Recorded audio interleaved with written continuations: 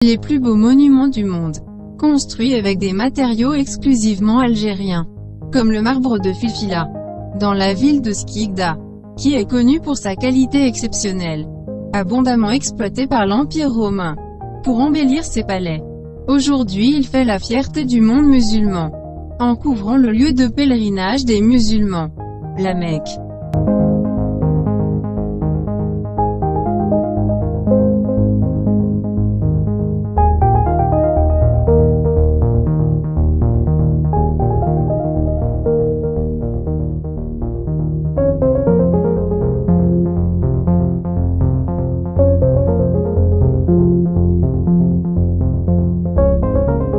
Même le célèbre et imposant Rockefeller Center, érigé au cœur de New York aux États-Unis d'Amérique, contient aussi du marbre algérien, plus précisément celui des carrières de Christelle, situé à 25 km à l'est d'Oran.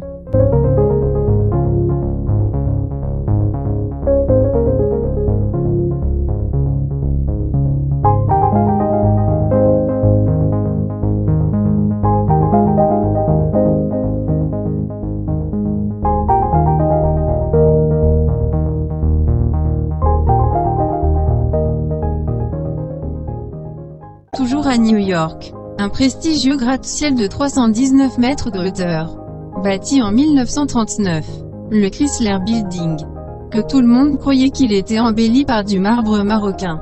Un marbre qui était étiqueté « Morocco Marble ». Mais entre 2005 et 2008, des chercheurs américains sont allés en Algérie, pour faire des prélèvements des échantillons de marbre dans les veines et carrières d'Algérie.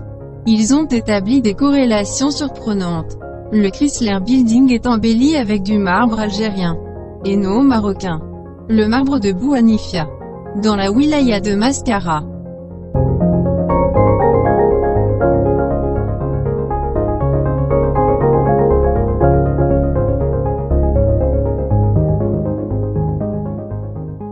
On reste toujours aux États-Unis d'Amérique, plus exactement à la capitale Washington.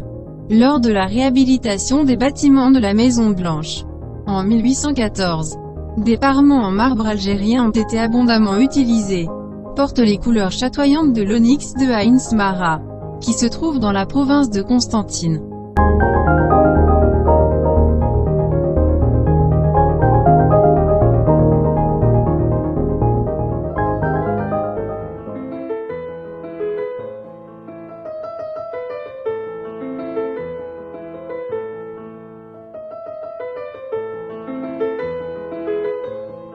On quitte les États-Unis pour aller en France, plus exactement à l'Opéra Garnier de Paris. La rampe du grand escalier de l'Opéra Garnier a été réalisée en marbre de type onyx, provenant des carrières d'Algérie, prouvant l'extrême soin et la préciosité des matériaux hautement renommés ayant été utilisés pour sa construction.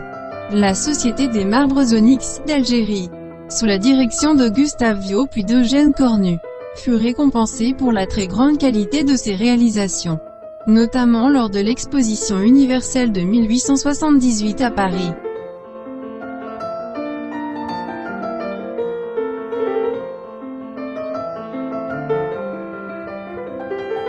Bien sûr, on vous a gardé le meilleur pour la fin. L'un des monuments les plus visités au monde, la Tour Eiffel de Paris. En effet, les 7300 tonnes de fer avec lesquelles est construite la Tour Eiffel proviennent exclusivement d'Algérie.